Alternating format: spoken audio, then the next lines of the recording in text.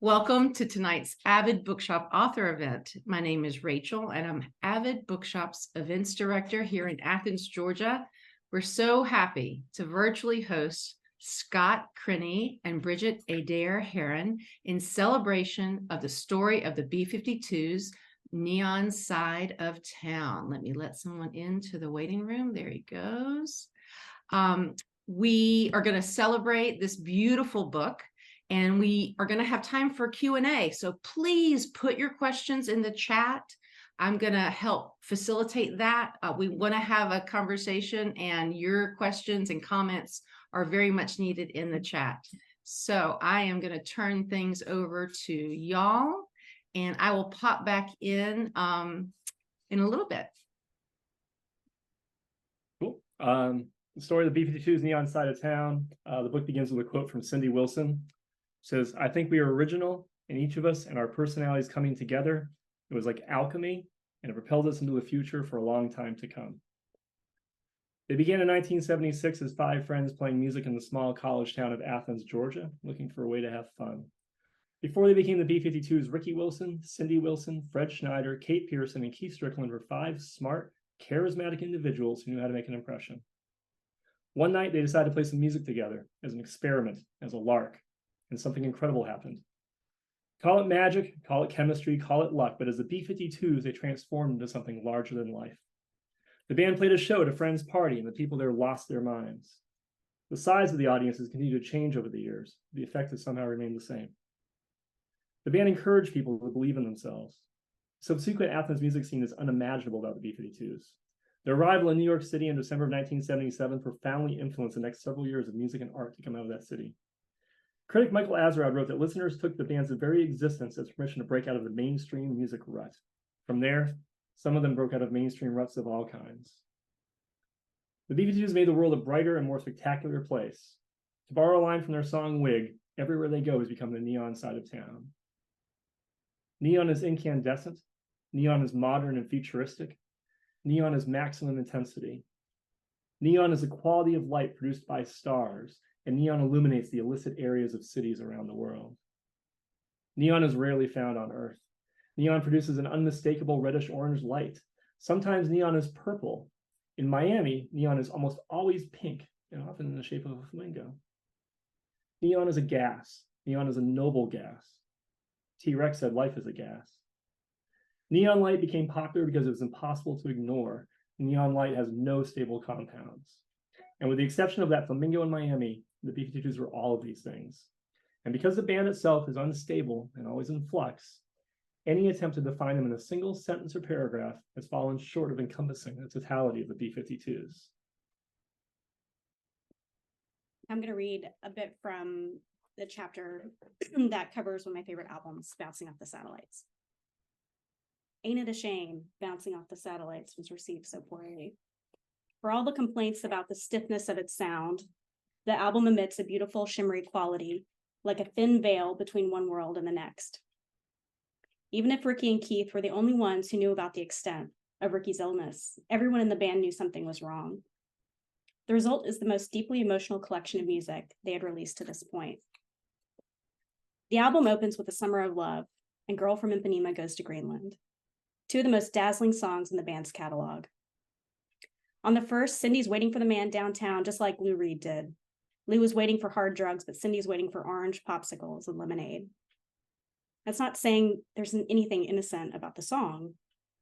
Its light orbits around a planet of darkness, making the declaration of the title feel more like a desperate wish. As Cindy said, what was going on in the country was so scary, so we needed to have a place called the Summer of Love. We needed that. Girl from Ipanema Goes to Greenland takes the darkness and the prettiness of Summer of Love to even greater extremes. The line, witch doctors are screaming, this girl's lost someone, sounds chilling in the light of Ricky's death. Kate talked about the song a couple of months after the album came out of that halting, stumbling language of someone still trying to process a trauma. She said, quote, "Looking back on it, there are all sorts of references, that apply, but that were, I don't know whether they were just coincidence or synchronicity. There are lots of things in the lyrics later when I look back." End quote. The 80s production that elevates the first two songs on the album is the undoing of housework. Whatever feminist power Kate wrote into the song ends up being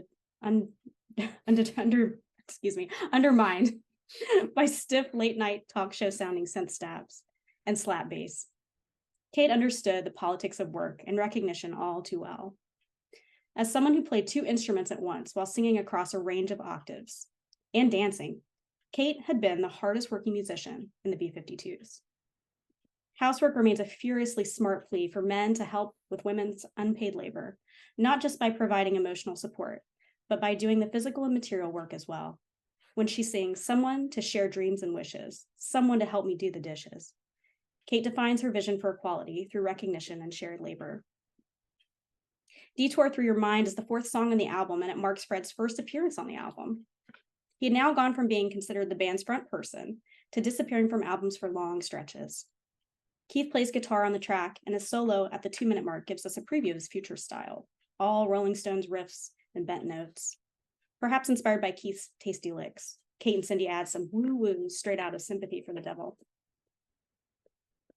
It's said that a psychedelic experience can unlock repressed emotions and fears. Detour Through Your Mind presents itself as a silly joke, but lines like, "Who am I? Where have I been? Where am I going? I need to leave my past behind," can be interpreted as real questions surrounding the band at the time, and Fred's life in particular. In Wig, the band takes its campiest subject matter and the worst jokes to date and burns a hole straight through the irony. Like Butterbean on the last album, thinking back to Athens inspired the band and resulted in music with a noticeably faster tempo.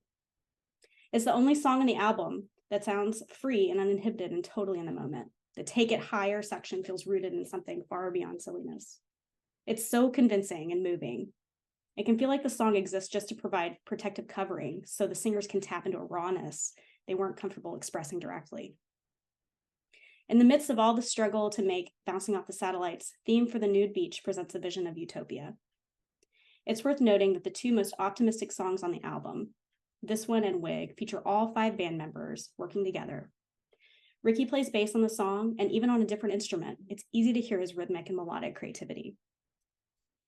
Nude Beach is another song about the beach as a place of freedom, where boundaries dissolve. What was implied in Rock Lobster is made explicit on Nude Beach. Air mixes with land, as does the sea. Fred is a woman, Kate is a man. Even when everything is revealed, it still remains so mysterious. The suits they throw into the sea could mean more than bathing suits. They could represent the constraints of a professional career, a reference to the very real business pressures the band were under. The act could also be a desire to escape from their identities as members of the B-52s. Were they dreaming of giving it all up? Cindy has said, "I don't know if the band would have lasted or not if Ricky had lived. I think Ricky was going to eventually sail away on his sailboat and go around the world." Can I read one more part? Yes. I want to read the part about my favorite song, which is She Breaks for Rainbows. She Breaks for Rainbows is the only song in the band's catalog credited solely to Ricky and Keith, and it's one of the loveliest. The lyrics are almost haiku-like in their sparse evocation of nature. They tell the story of Brenda Holiday, a character who, much like Ricky, doesn't talk much but sees everything. She knows where the rain goes, reveals an optimism based in experience rather than naivete. Combined with its open, yearning melody, it's hard not to hear Rainbows as an ecstatic elegy. In 1986, the rain falling on the B-52s was torrential. Some days, it must have felt like it would never stop. As the album ends, the song's power lingers in the air long after the record has stopped playing. Okay. So when we're doing these readings, we start with kind of the opening of the book, which I just did, and something from the middle, which Brigette did, and then the closing. I'm going to actually start a couple of paragraphs earlier than I did the last time we did this, because in writing a book about the B-52s, you have to cover the history of Athens, and the entire second chapter of this book doesn't have any really B-52s in it at all. It's all kind of talking about the events that kind of helped form the band, that kind of thing. And we're going to read the ending of this. It's a page and a half, shouldn't take very long, and then we'll open up the floor to some questions, the virtual floor. The Athens music scene was created by iconoclasts, and it was created by people willing to take risks to make something happen, anything to alleviate the boredom. 3 years from now, someone might convert the abandoned cinema multiplex out by the mall into a live-work all-ages art space that features bands in one theater, experimental plays in another, and illegally streamed art films in yet another. Maybe they'll serve coffee and snacks to help make ends meet. Maybe it'll trigger a creative renaissance in Athens. Once again, people outside of Athens, people will make something that people in other places wish they could have. Although economic factors present the biggest obstacle, the only true limit is the town's imagination and collective desire. And they have to find another space now that the mall's being developed. Athens' predecessors like Jeremy Ayres, Bill Green, Ravenstone, Julia Penelope Stanley, Bill Paul, and Chris Rasmussen are just a few of the individuals that helped create the conditions where a band like the B-52s could happen. They, along with many others, pushed against the limits of what was possible in Athens.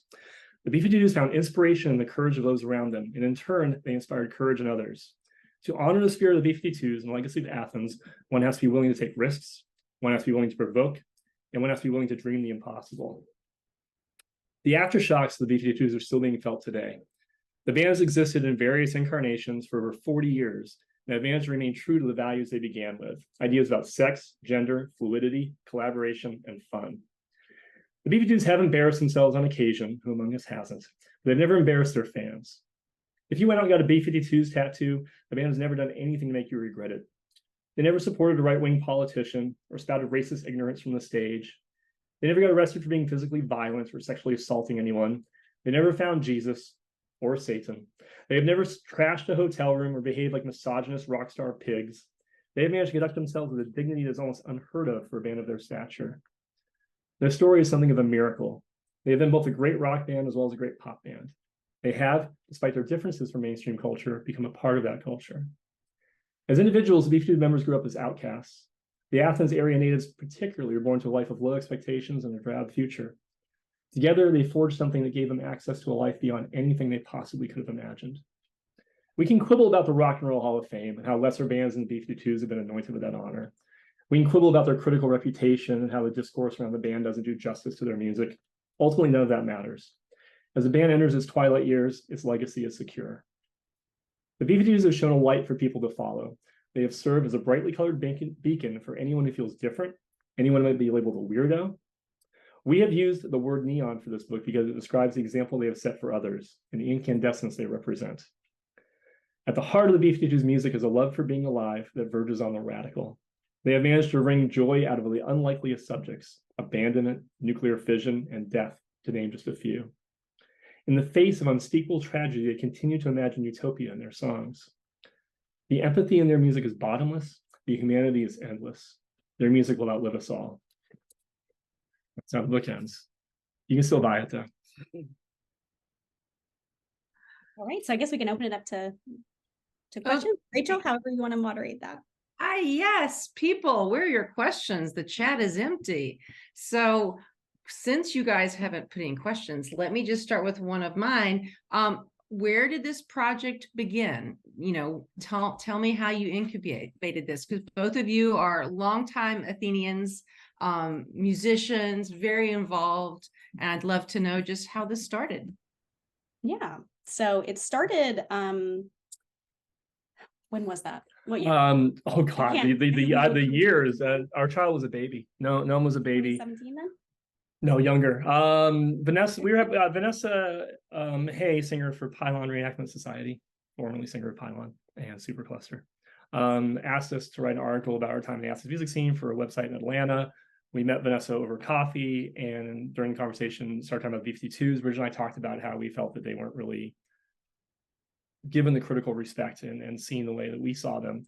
And she got really excited and said we should write a book about B-52s. Obviously, we were exhausted at the time, and we kind of tabled that for a few years. And then we started talking about it again. Athens being Athens, we mentioned it to a friend of ours. We mentioned it to a person they worked with. And next thing you know, we're having a phone call from somebody at University of Georgia Press wanting to have lunch and talk about a proposal, developing a proposal, and all that. And all that kind of thing. And I kind of got started the ball rolling. Yeah, that's how we got started. Yeah. So I'm curious if you have had fans from, you know, who has reached out to you about this, because this is super exciting. We're coming out of the pandemic. You know, I really feel for people who have had books that published in 2020. Right. So like, you know, talk to me about how you have felt the impact of this book, because I'm sure they're fans, not just in the United States. Oh, sure. I think the biggest place where we see people posting about the book might be on their fan Facebook page, The Buzz. Several people have posted there, and there are people, from all over the world. I think someone had talked about Someone in the Middle East in the Middle posted it, East yeah. posted, and then of course there was a feature in Rolling Stone Argentina.com. So even Argentina. Yeah, we're huge in Argentina. We're going there virtually next, probably. Hola, los B-52s. Yeah, no, it's been a cool experience. I think it's the first, it's the first widely available book about this band, and they have a very passionate fan base. That's manifested itself. I've seen a lot of gratitude, a lot of excitement, a lot of generosity. About every 10th person has such an intense fandom that they refuse to even read the book because they love the band so much, and whatever, or they want to show the band, they want to show the band what big fans they are by saying that they know more than we do or whatever. And but generally it's been overwhelmingly positive. I'm the person who ruminates on the one negative comment out of 100 and go, I'm gonna tell that guy, or they're like, why do they, how could you read a book by somebody who they weren't even in the band? Like, how could they know anything about the band? Biographies aren't real. It's the internet. Conspiracy theories are everywhere. Can you tell us something about the members' backgrounds, how they got together? A question from Marilyn. Take my jacket off for that one. I actually can read a section. We covered this in a chapter about their origin. So if you don't mind, I'll just read a little bit of it. Is that okay? Yeah, it's great. So the story goes that one day someone called them deadbeats on account of their sustenance level career ambitions. It could have been an affectionate or tongue-in-cheek, or knowing Athens, tongue-in-ear. But there was never a formal deadbeat club with t-shirts or secret handshakes. Athens may have been a bohemian paradise of sorts. The living was easy. Rent was around $60. You could eat at taco stand for a couple of bucks, hit Allen's on a quarter beer night. But it wasn't always fulfilling. Fred moved to Atlanta for a while, though he still came back to Athens regularly to see his friends. Kate was still on the farm and still working odd jobs. Keith and Ricky were still working at the bus station while saving up money to bum around Europe, playing music on the streets. Cindy was considering going with them next time. On some level, they all knew that the fun and the party couldn't last forever. Sometime around Halloween 1976, the 5 friends decided to go get some Chinese food. They met up with Owen Scott at Hunan Chinese restaurant over on Baxter Street, where they consumed a flaming volcano.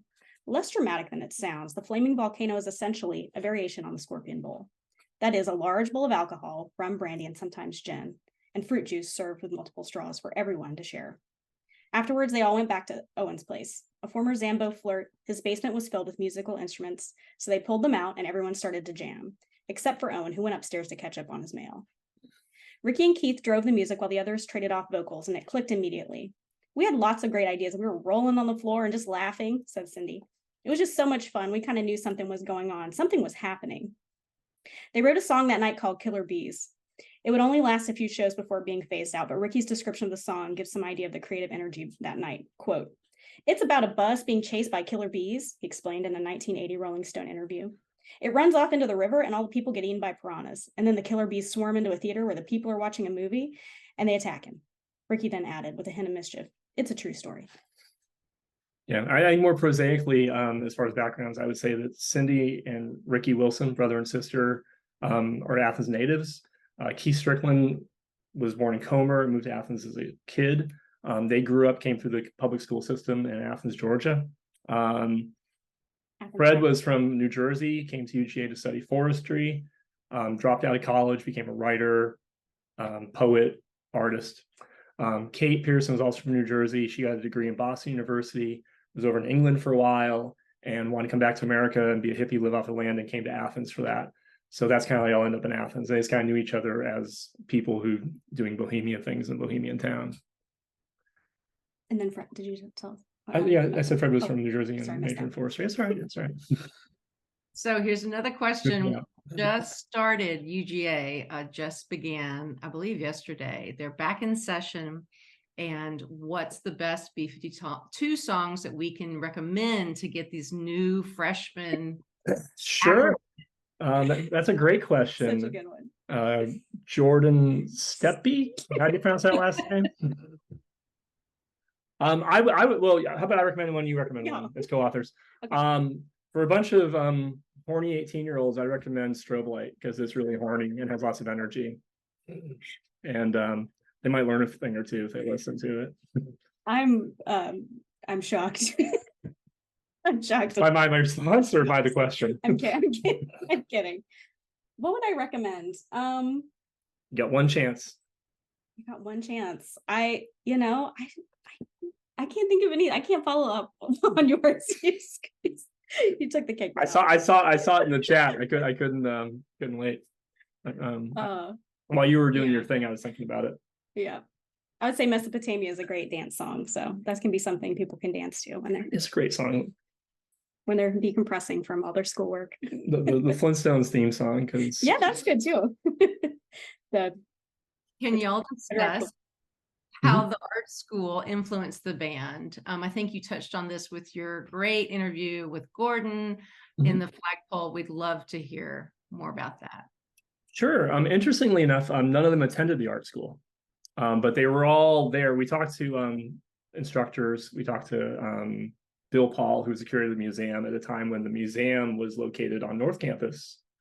I forget the name of the building it is now. I think it's one of the debate societies, what used to be the museum, right? I can't remember the name. Right across the street. They had all kinds of art exhibitions, and everyone, professors and Bill as well, remembered seeing the band members around there. And it was a space for people to kind of wander across from town and wander into town from the art school and kind of going back and forth.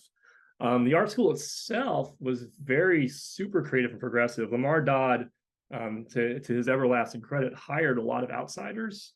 A lot of really renegade people who had a lot of almost like Black Mountain College and John Cage, sort of really zen, outside the box approaches to art. And like a lot of things in life, when the minute you step outside the box and look at the world from a different perspective, you see everything differently, not just art. And the B-52s were certainly friends with all those people and certainly connected to them and part of that universe. And certainly, their skewed relationship probably germinated from that as well as being outsiders in general. Like I said, our second chapter really covers that in great detail with some really cool stories that we'd be here for an hour talking about. I mean, we could have taken that and extrapolated to its own book if we hadn't been, ostensibly writing a book about the B-52s. It's really fascinating and well worth checking out. Thank you for the question, Marilyn. So Carol asks, can you talk about how the connection between the band and the New York City CBGB scene Talking Heads came to be? Sure. It's really funny that you asked that, Carol, because I bartend here in New York and someone literally asked me that question like 5 days ago. Scott, so about Talking Heads, were they connected at all? Yes, they were, Drew. Well, interestingly, before they were even the B-52s, there was a band in Atlanta called the Fans, who opened for the Talking Heads. Talking Heads kind of predated the B-52s by a couple of years. For anyone who's into Talking Heads, all met at Rhode Island School of Design, also known as RISD, one of the premier art schools in the country. And then after college, moved to New York and became part of the CBGB scene. Chris Franz, the drummer for Talking Heads, wrote in his memoir about being at a party after they played that show with the Fans at the Fans' house and seeing these kids who reminded him of RISD kids. And those people turned out to be the B-52s. He actually recognized them when they came up and played. Their first show happened in part because of the Fans. The Fans went to CBGB's and got written about in Village Voice, played Max's Kansas City. When they played Max's Kansas City, there was a guy there named Curtis Knapp who was attending the show. He was an artist. He had painted a mural on Max's. And he was very taken with some of the Athens people who'd come up with the Fans, because there was one guy from the Fans who had gone to UJ Art School, Mike Green, I believe his name was. He was so enthralled by a couple of people in the group, and they invited him to visit him in Athens. He came to Athens, met the B-52s, was blown away by them. They played their 1 or 2 shows at a couple of parties here and started working, trying to get them a gig. At the same time, Maureen McLaughlin, currently Maureen McGinley, I believe. No, she's back to McLaughlin again. Sorry, Maureen. You're thinking of Adair.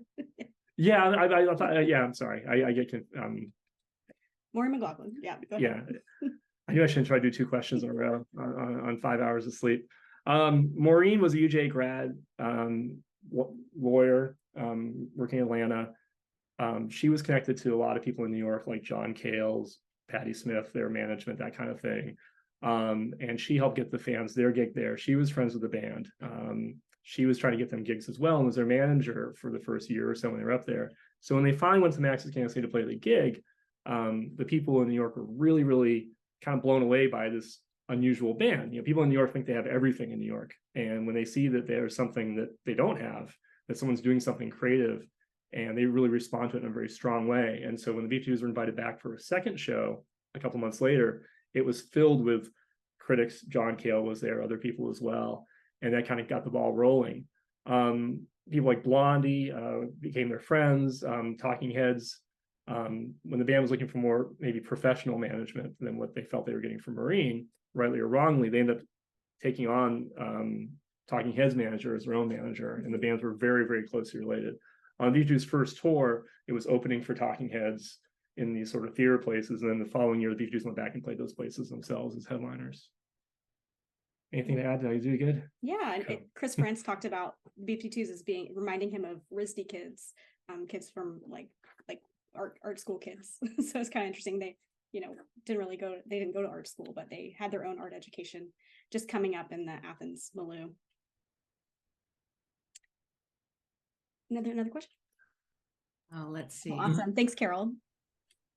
So Carol says, I love that period in music. Thank you. The UGA Special Collections Library has a fun exhibit on Athens house parties that these folks may have come to. We've seen a bit of that on Facebook. Yeah, that's cool. And I will say that a lot of our research about this book, we owe a lot to the Special Collections Library. That's where we did a lot of archival research to inform the book. So we're big fans of the Special Collections Library. I like how you talked about in Gordon's piece how it started as an analysis, but you saw that there was more to tell. Yes. Found on that, like what motivated that first analysis? Yeah, I think what's interesting is another way that the book started, because there's like a lot of ways, is I had a course that I was taking when I was in grad school about women in music, and we had to do a paper, like a final presentation on what they said, a diva, like a woman, diva or whatever. So anyway, I chose to write the paper about Cindy Wilson because she had one of her solo albums had come out that year, and I was like, oh, I can go see her and I can write about the performance, and that'll be really interesting. And so as I really started digging into the B-52s, I was going to the Special Collections Library because I was actually co-teaching a class about how to do research at the Special Collections Library at the time. And so I knew that there was a lot of material there.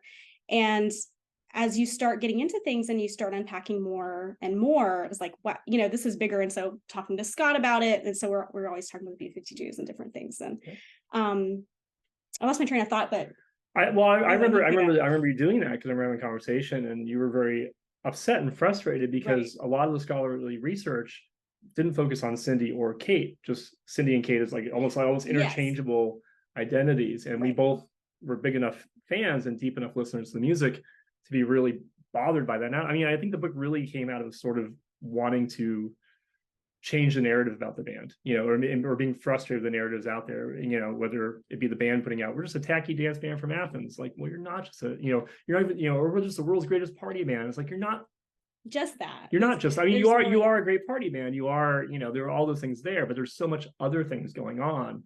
And we found that no matter how we tried to define the band or change to create a simple narrative, the narrative, none of it really did justice. Because there was more complexity there. Yeah. And so we kept, finding kind of untold stories, and that really motivated us to kind of uncover those kind of more untold stories and put them all in one place. Yeah. And we heard their music as the product of very intelligent people who very much intentional. Yeah, who were intentional artists and who were really, knew what they were doing, and they weren't just it seemed like critics, and especially northern critics, especially male critics, especially straight critics, would dismiss them, otherize them, or tend to like pat them on the head or dismiss them almost as being like childlike in weird ways. And we kind of dealt through that in the book, but we really wanted there to be an analysis of the band that took them seriously and took them as seriously we felt they deserved to be. Even in the fun, you can still find a lot of There's a lot going on there. You know, even a song like Rock Lobster has, you know, incredibly creative puns and free and word associations that, you know, to find it in literature, you have to go to Edward Lear or Joyce or something like that, you know. And Fred deserves credit for that. When he says baking potatoes, baking in the sun, past the tanning butter, that's such a, you know, it's such an, I mean, there's such a cognitive leap there. It's so much fun, but it's also really interesting. And when it goes into girls in bikinis and boys in surfboards, or no, I'm sorry, boys in bikinis and girls in surfboards, that's really subversive, you know. And then language, when people do that with language, you know, you're in like the Marx Brothers territory, and a real anarchic sort of thing. To dismiss that as just being goofy or silly or whatever, I think doesn't do justice to Fred's intelligence in writing those lines, you know. Talk about other events y'all have done with this book. Have you done other virtual? Have you been able to do some live events? Yeah, we did a reading in Boston at a coffee shop / record store bookstore called Tres Gatos in Boston. So that was a live reading, and that was really cool. We tried to do a short New England tour, and we were on a radio show in Portland, Maine. We did a radio show in Boston as well, and we were, unfortunately, we got COVID on our trip, so that kind of put the kibosh on. Yeah, I mean, you know, we're okay. we're fine, but yeah, we canceled a couple of signings and stuff. But yeah, the reading in Boston was a lot of fun because it was outdoors, and the guy, because it was a bookstore and record store, he ordered like 15 books and a bunch of B-52s records, and he sold all the books and a bunch of records. He was really happy. And it was a beautiful, like 78-degree summer day in Boston. I had old friends there. I went to school there. There were people walking by on the street that I was able to harass, and I love that. So let me plug now that you guys are hoping to come here for the holidays, November, December, don't know yet, but Avid Bookshop is really hoping to do an event with you in real life with our friends at the library on Baxter Street. So everybody, you know, mark your calendars and pay attention to that, because we'll make that happen. I think we could have a really wonderful event there. Yeah, anyone who brings a book will sign it. You know, if you're into that. I never understand why people want my signature on a book, but you know. So Jordan's got a question. You touched on the band chafing a bit against that party band label, which is one of the things that have kept them in the public eye. Do you feel that they have any close contemporaries or peers in that way? They seem to occupy a strange space in music. Yeah. Can you think of anyone? Oh, I sure can. Yeah. I mean, I don't want to jump on it. Okay. I think anytime a band has a sense of humor at all in any of their music, you know, it doesn't have to be every song, or they don't take themselves too seriously. I think critics are very happy to take them up on that, because so many other bands do take themselves so seriously. A band making a joke in a song, suddenly they become a comedy band. And I think in the 80s, you saw it happen to bands like, Camper Van Beethoven's a great example. David Lowery lives there in town, and Camper Van Beethoven, you know, became known as Take the Skinheads Bowling, and they were playing Dr. Mento's radio novelty show. And as his songwriting progressed, especially the last two Camper Van Beethoven albums, he began writing some really cool, interesting, more serious type songs, and people were both resistant to it, but there was still a sense of humor. And, you know, and sometimes sarcasm. So people still saw them as being a funny band. Or Violent Femmes is another band. You know, some of those songs are incredibly dark, but they're also kind of funny, and they're also like laughing at the absurdity of existence. And people go, "Oh, the Violent Femmes are a funny band." Another good band, They Might Be Giants. Does a similar sort of thing. I'd throw Sparks in there as well. Sparks, yeah. I don't know if Jordan's ever heard of them, but Jordan should check them out. Sorry, Jordan. Okay, so let's get that for you. I deserve that. What are y'all's favorite venues to hear music in Athens and in New York? Gosh, it's probably changed since we moved to New York in January, and so you know, back in the day, we used to love going to Go Bar and playing. That was where our old band, we played one of our first shows was at Go Bar, and but here we haven't really explored too much. I want to name a bunch of my favorite venues. I'm sorry, go ahead. I always felt the Caledonia had the best sound. I always enjoyed sitting outside the patio at Caledonia, even though I had bands come out and get mad at me because I was sitting outside, not, watching them. But it was just always beautiful in the summertime. I think Little Kings is great. Flickr, since they redid the sound system in Flickr last couple of years, it's become a great place to see shows. Classic Center obviously is great. They have a union crew as well. Morton, our dream was always play Morton Theater. I always want to be able to play the Morton Theater and have a dry show in Athens. Cine is great for that too because it's all ages. The 40 watt is yes, nice too. I've had some good times there. Any other venues in Athens that you like, Brigette? If you leave one out, they're going to be mad. No, I don't. Now I'm under pressure. Everyone is great. Sanford Stadium. That's my favorite place to see a show. Sanford Stadium. Yeah, they've started to do shows at Bouvet at Bain Maddox. Oh, right. That happened right before we left, and I can't comment. I don't. And Joker, there was Joker's a cool thing. Anybody doing something that is for love first. Is always exciting. Nathan Sheets brings great stuff, really creative things to Athens. To me, I mean, there's a lot of people making music in Athens. I don't want to value one over the other, but for me, I came to Athens as an outsider. I've lived in Boston and San Diego and other places and been part of music scenes there. And what I really loved about Athens were the things that didn't sound like anywhere else. When I moved to Athens, I wasn't excited to hear someone who sounded like Cat Power because I'd seen hundreds of people who sounded like Cat Power. I was excited to see things like Circulatory System at that point, or Olivia Tremor Control played an Orange Twin at that time. You couldn't find it anywhere else except for Athens. And so I always had an ear towards where the stuff was that was happening in Athens that wasn't happening necessarily somewhere else or was different from something else. And I think Nathan's a person the last couple of years, and I'm not out as much as I used to be. So there's probably all kinds of stuff happening. I don't know, the last few years we were there, who consistently brings really creative, interesting things to town. And I encourage anyone to follow him on Facebook and go to all the events he has, because you're going to see a band in the next year that 5 years from now people will be talking about, and you'll get to see them for $5 and talk to them afterwards in a room full of 10 people, which are always the best shows in my opinion. I love this unofficial Nathan Sheets fan. He's not even here. I'll have to watch the YouTube. Yeah. Tag him in it.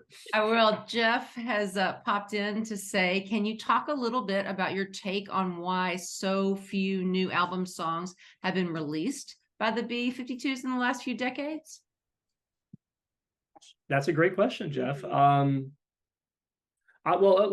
first let's say that since Cosmic Thing in 1989, they've released 2 albums, right? One was Good Stuff in 92, which Cindy was not involved in. She was taking a break from the band. And the other one's Funplex in 2008. So that's a long time without any music. I think a big part is that they're a collaborative band, and their songs come out of, after Ricky's death, at least anyways, Keith kind of coming up with some music, and the 3 of singers kind of throwing lines back and forth off each other and really working together. So they have to be all in one place.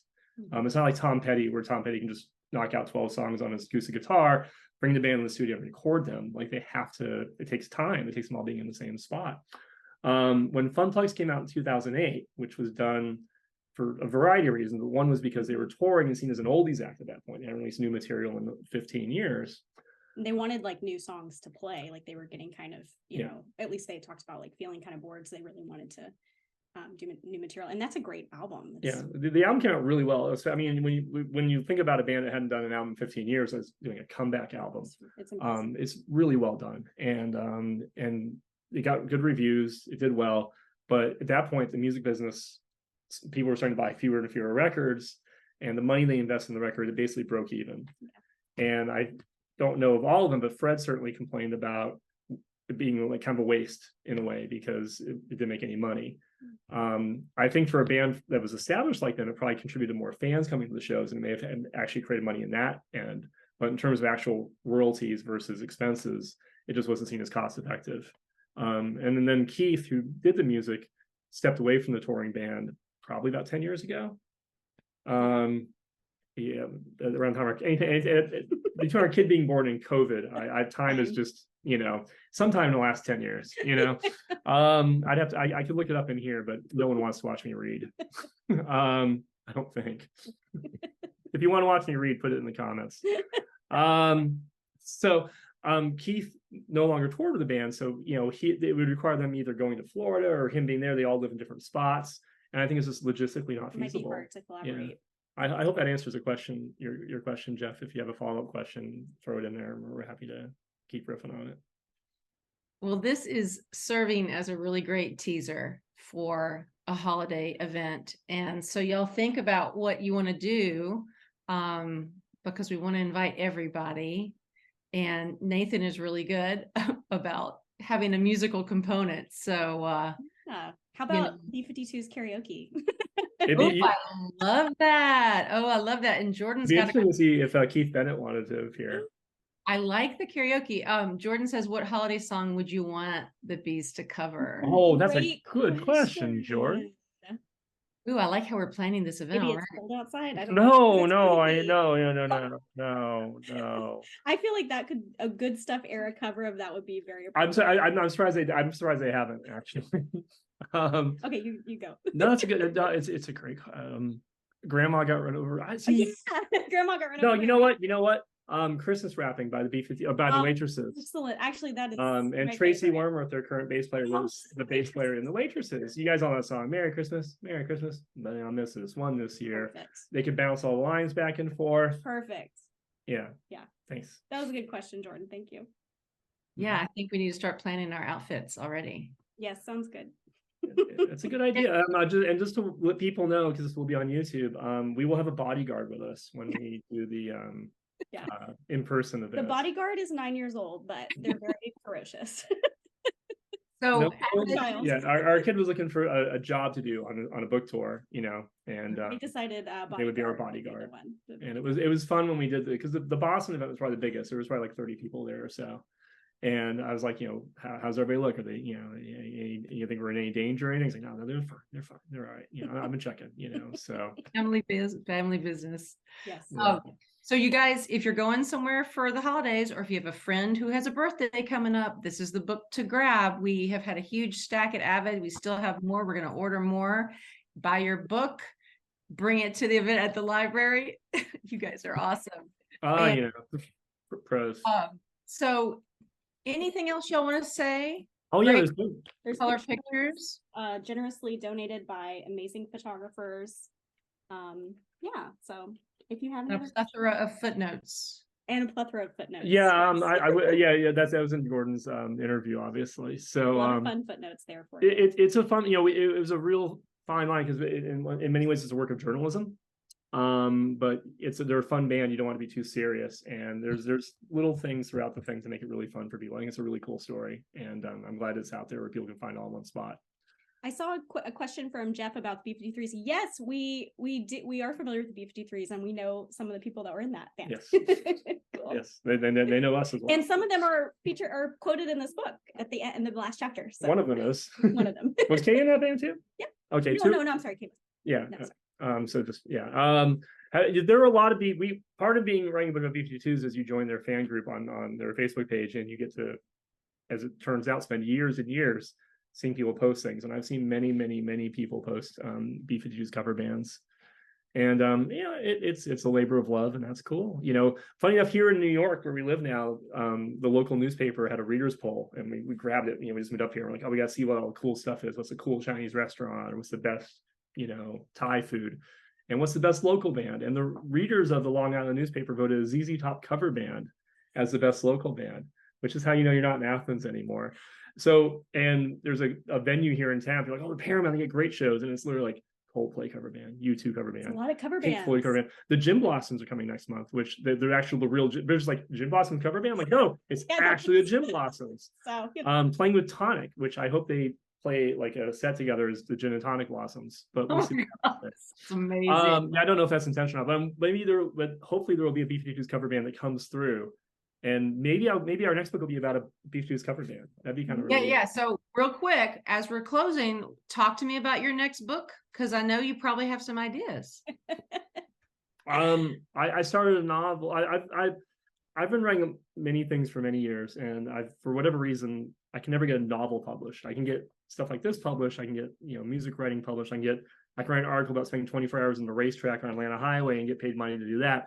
But I cannot for the life of me get a literary agent and to publish my novels. I'm hoping that this book will help with that. In that vein, I've been working on a novel, and I should have it finished by the end of the year. Our kid goes back to school in a couple of weeks. I'm bartending at night, and I'm going to spend days working on this novel. I'm not going to tell you what it's about because it may change along the way, and it's a little complicated. But having said that, this is a really cool experience.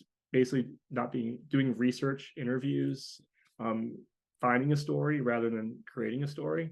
I really enjoyed it a lot. I'm hoping it leads to maybe other opportunities. If someone wants to pay us money to write books, I'd do it all day long. I'd write about, Would love to ghostwrite anyone's memoirs, so get in touch. Ghostwrite memoirs, write a book about Twin Peaks, the third season. Yeah, we have that too. Anytime we see, we're like I don't want to say we're like superheroes. We're like crusaders. Anytime we feel that something isn't like, everyone says this, but we say it should be like that. It's really motivates me to sit down and write something. Because there's no point in adding to the discussion that's already out there. It's usually a more oppositional stance, like, no, actually this is brilliant and everyone must know about it. Or maybe like a different different perspectives and different kinds of stories. Yeah. I'm more fiery, I suppose. This was so much fun. Thank you so much, everybody. Please buy your book from Avid Bookshop or your local indie in your town. Thanks so much for coming. We're going to edit this up and get it on our YouTube, and look for, save the dates for some sort of end of the year shindig that we'll do at the library. Thanks, Nathan, for saying yes. Yeah. Thanks, y'all. Thanks for having us. It's great to see everybody. Thank you so much, everyone. Take care, everybody. Be good to each other. Watch out for storms. You're so welcome. I'm glad the power didn't go out. Thanks, Marilyn. Oh, thank you. Thanks for being here. Yeah.